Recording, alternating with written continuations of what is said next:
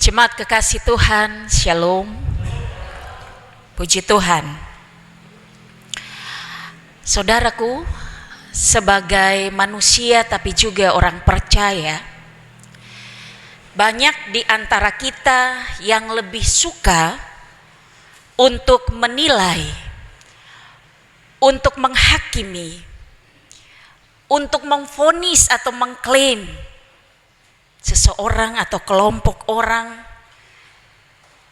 itu bersalah, itu berdosa dengan apa yang mereka lakukan, dibanding ketika kita harus menilai diri kita sendiri. Ya. Pertanyaannya adalah, apa yang mendasari kita yang dengan mudah seringkali menilai orang, seringkali menghakimi orang dengan perbuatan mereka, ya, bahwa mereka salah, mereka berdosa dan lain sebagainya. Mengapa hal ini dengan mudahnya sering kita lakukan dalam hidup? Saudara, jawabannya sederhana. Sebab terkadang kita merasa bahwa kita yang lebih benar dari orang lain. Kita merasa bahwa apa yang kita lakukan itu baik adanya. Kita merasa bahwa kita adalah orang-orang yang hidup tanpa celah dibanding dengan orang lain. Padahal kita harus mengakui bahwa kadangkala apa yang kita buat menurut pengamatan kita, menurut penilaian kita, menurut pemandangan kita, bahwa itu baik. Tapi sesungguhnya orang lain menilai belum tentu baik. Seringkali kita memandang bahwa apa yang kita lakukan itu sudah benar, tapi belum tentu benar menurut pikiran orang lain, apalagi Tuhan. Saudaraku, tindakan-tindakan hidup yang seringkali menilai, yang seringkali memvonis orang, yang seringkali menghakimi orang lain dengan ukuran yang kita pakai untuk mereka, sesungguhnya tindakan yang demikian adalah sesuatu yang tidak boleh. Saya ulang lagi, sesuatu yang tidak boleh dan tidak layak untuk kita lakukan sebagai orang percaya. Karena itu, Yesus dalam bagian firman pagi ini, tapi juga dalam bagian firman Tuhan yang lain, ya, Matius 7 ayat 3 sampai 5. Yesus mau ingatkan kita, Yesus mau menasehati kita, Yesus mau menegur dengan keras dan tegas tindakan-tindakan yang tidak boleh dilakukan oleh orang percaya.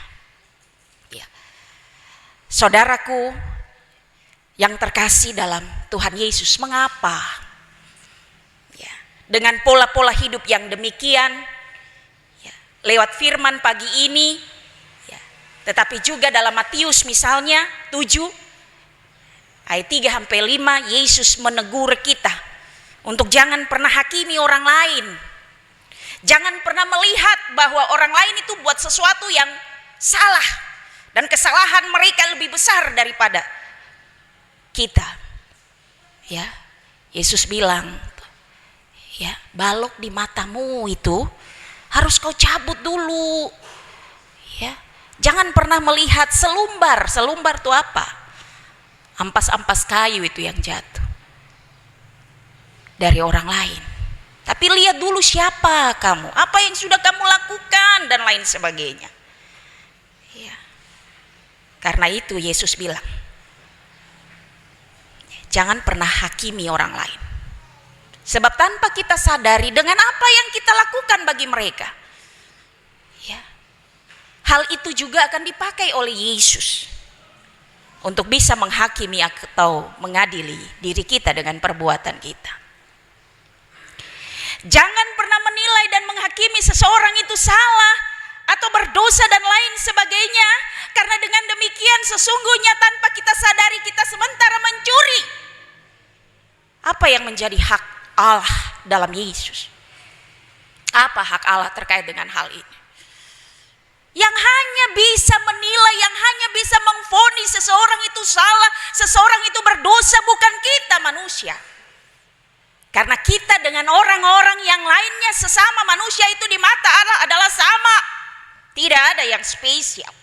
Sama berharganya, sama layaknya di hadapan Tuhan.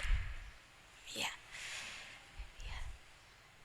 Karena itu tadi saya katakan, jangan pernah mengambil alih apa yang menjadi hak Tuhan, ya, untuk menilai orang-orang yang ada di sekitar kita. Dan yang berikut, ketika kita selalu melakoni kebiasaan kita tadi, nilai orang lain, hakimi orang lain, klaim orang lain, dia bersalah, dia berdosa dan lain sebagainya, tanpa kita sadari kita sementara membuat sebuah dosa di tengah keberadaan kehidupan kita. Saudara, kalau kita baca bagian firman Tuhan pagi ini, firman Tuhan ini dia menjelaskan kepada kita bahwa ada beberapa orang yang datang kepada Yesus.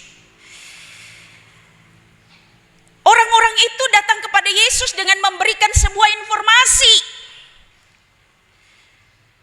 bahwa ada beberapa orang Galilea ini mendapat penghukuman dari Pilatus, dibunuh, mungkin karena mereka melakukan sesuatu yang salah atau berdosa di hadapan Pilatus, sehingga darah orang-orang itu, saudaraku, dicampur dengan korban yang dipersembahkan kepada Allah. Apa respon Yesus ketika Yesus mendengar informasi yang disampaikan oleh beberapa orang tadi? Yesus jawab, "Sangkamu orang-orang Galilea, yang orang-orang Galilea ini lebih besar dosanya daripada dosa semua orang Galilea yang lain, karena mereka mengalami nasib itu? Tidak, kataku kepadamu, tetapi jikalau kamu tidak bertobat, kamu semua akan binasa atas cara demikian." Selanjutnya Yesus bilang lagi, "Sangkamu orang yang mati ditimpa menara dekat Siloam lebih besar kesalahannya daripada kesalahan semua orang lain yang diam di Yerusalem? Tidak, kataku kepadamu, tetapi jikalau kamu tidak bertobat, kamu semua akan binasa atas cara yang sama." Dari pernyataan Yesus tadi mau jelaskan kepada kita, saudara, bahwa jangan pernah kita berpikir, jangan pernah kita menyangka bahwa seseorang ketika dia mendapatkan sebuah musibah, apalagi katakanlah musibah itu di luar nalar kita, jangan kita berasumsi yang bukan-bukan tentang mereka terhadap apa yang mereka alami. Bahwa dia mendapatkan katakanlah hukuman ini, dia mati atau meninggal, dia celaka dan lain sebagainya, karena dia dosa itu, karena dia salah itu.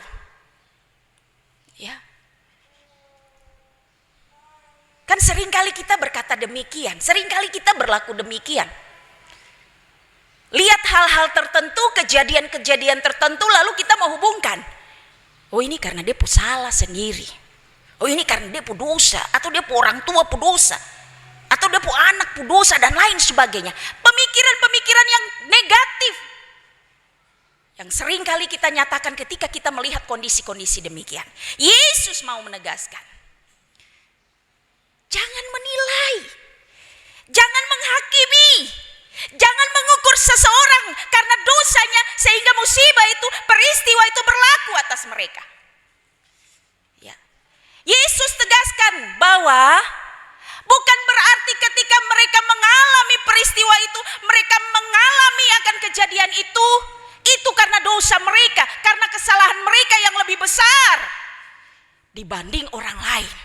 Ketika mereka mengalami hal yang tersebut, bukan berarti hanya mereka yang dihukum atas dosa mereka, tapi orang lain kemudian dihapus dosanya dan mereka tidak akan mendapatkan kejadian-kejadian dimaksud. Pola-pola pikir demikian, pola-pola hidup yang demikian, Yesus menegaskan untuk bertobat. Artinya tidak boleh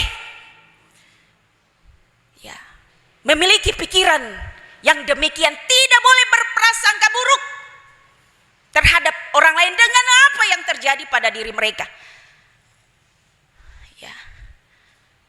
Sebab Yesus sangat paham terhadap tindakan hidup kita. Dan Yesus tahu siapa kita. Apa yang kita lakukan. Kesalahan apa, dosa apa yang sudah kita buat dibanding orang lain. Oleh karena itu di hadapan Yesus, jangan pernah merasa bahwa saya bersih, saya tidak berdosa, saya tidak bercela dan lain sebagainya. Itu namanya tipu diri sendiri. Seperti itu. Yesus bilang tindakan hidup yang demikian bertobat.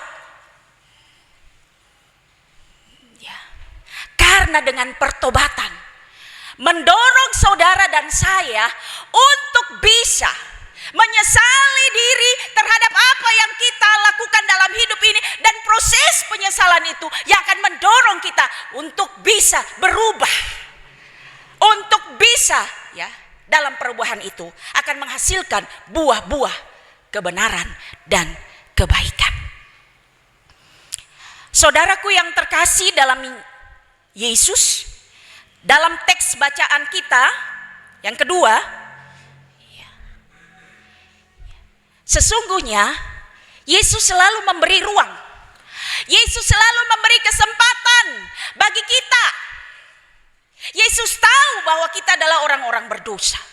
Kita adalah orang-orang yang terus dan setiap saat melakukan kesalahan dan kecemaran hidup. Namun dengan apa yang kita buat, saudara, Yesus tidak serta-merta kemudian menghukum kita. Tetapi yang tadi saya bilang, Yesus beri ruang bagi kita untuk ada dalam sebuah pertobatan.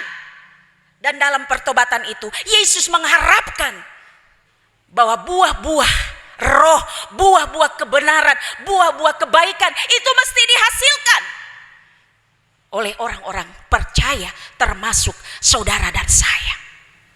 Sebab ketika kesempatan yang diberikan oleh Yesus tidak kita gunakan secara baik dan tertanggung jawab, bahwa ada saat di mana kesempatan itu tertutup bagi kita.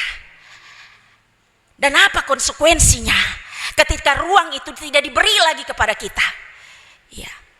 Kita akan hidup dalam kebinasaan dan tidak akan pernah mendapatkan apa yang dijanjikan Allah dalam Yesus di tengah keberadaan kehidupan kita, yakni keselamatan yang abadi.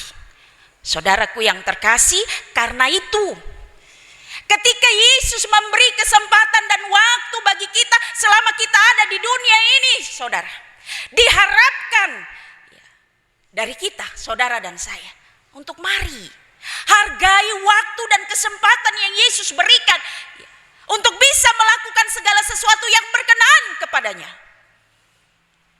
dengan menghasilkan buah-buah yang terbaik di setiap langkah hidup, juang dan pelayanan kita.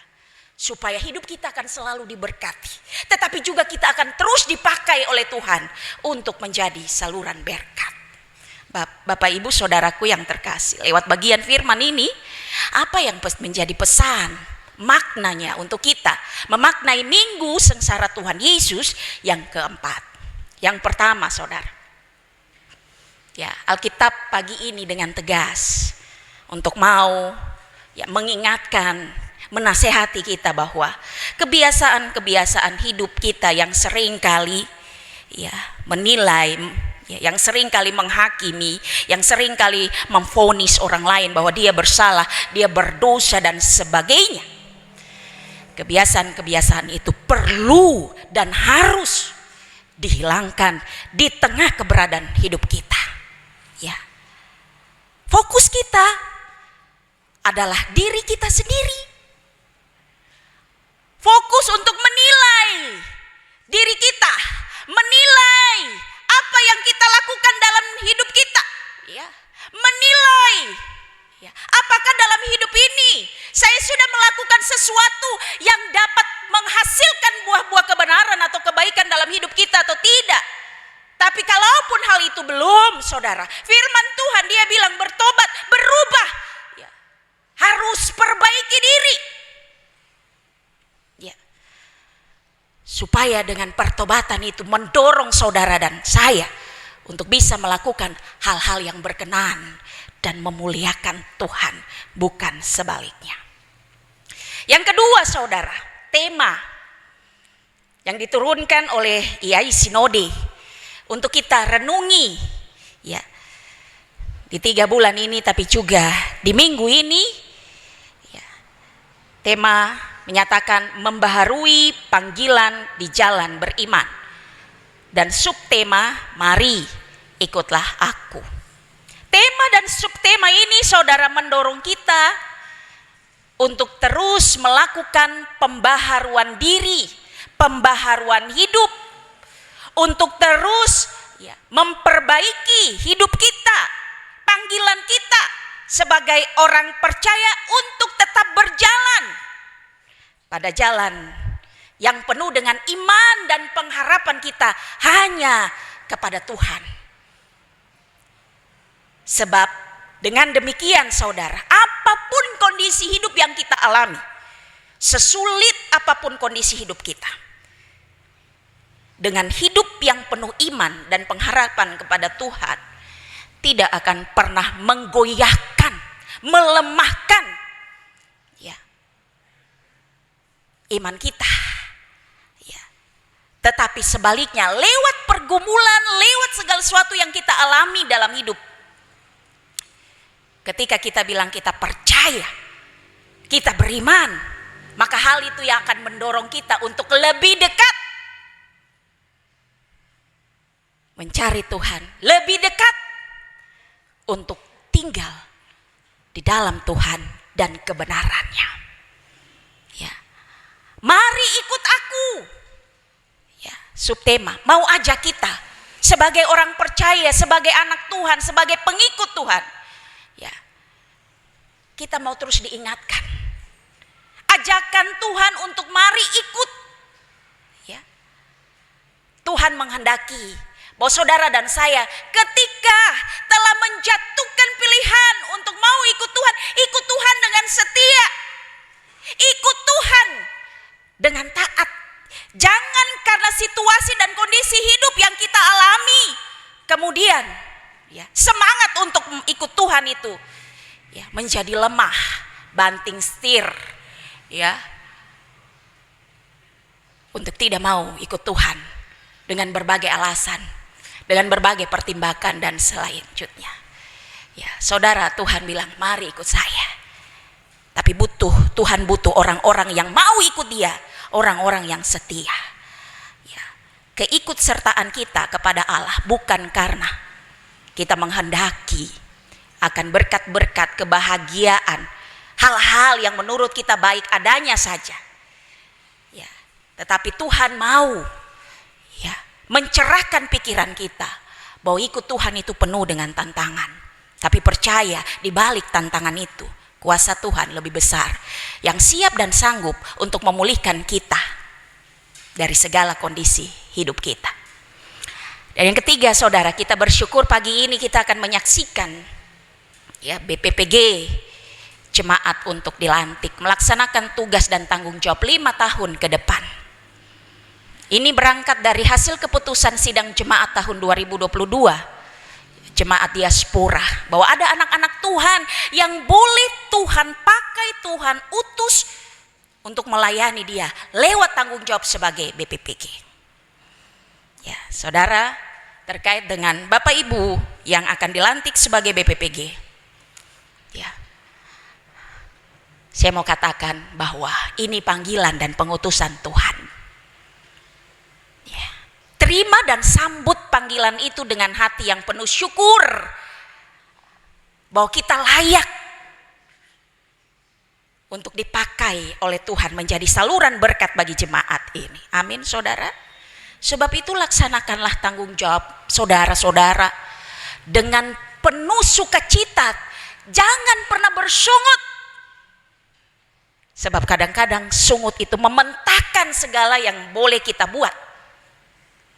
Ya, dan hal itu akan menolak berkat Tuhan bagi kita. Tapi kalau kita kerja dengan tulus, ya, tanpa pamrih, selalu penuh sukacita dan setia percaya, sekecil apa yang kita buat di tengah jemaat ini, saudara, lewat tanggung jawab kita, itu akan memberi manfaat yang besar bagi pertumbuhan pelayanan di jemaat ini, tetapi juga akan selalu menjadi berkat, bukan hanya bagi jemaat ini,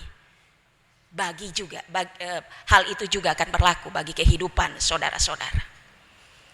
Saudara, jangan pernah khawatir bahwa dalam soal keuangan atau sebagai seorang pengawas, ya, untuk melihat, ya, seluruh keberadaan harta milik gereja dalam jemaat, saya tidak mampu melaksanakan fungsi itu karena tanggung jawab saya, skill saya, kemampuan saya itu di tempat yang lain. Tapi saudara perlu tahu bahwa sekali lagi saya mau bilang, yang utus dan panggil saudara menjadi BPPG bukan hanya sebatas kehidupan umat lewat persidangan jemaat, tapi Tuhan menggerakkan hati umat sehingga saudara terpilih kembali menjadi BPPG. Ya, karena itu saudara, apapun yang menjadi kekurangan saudara, jangan pernah khawatir bahwa saudara tidak mampu, saudara tidak akan bisa melakukan yang terbaik bagi jemaat ini dan pertumbuhan pelayannya. Tidak. Karena Tuhan tahu akan kekurangan saudara.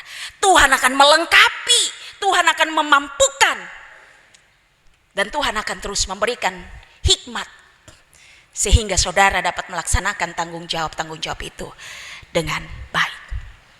Dan yang terakhir, Bapak Ibu jemaat, ya, ketiga saudara ini sudah bersedia untuk mau melaksanakan tugas tanggung jawab mereka sebagai BPPG.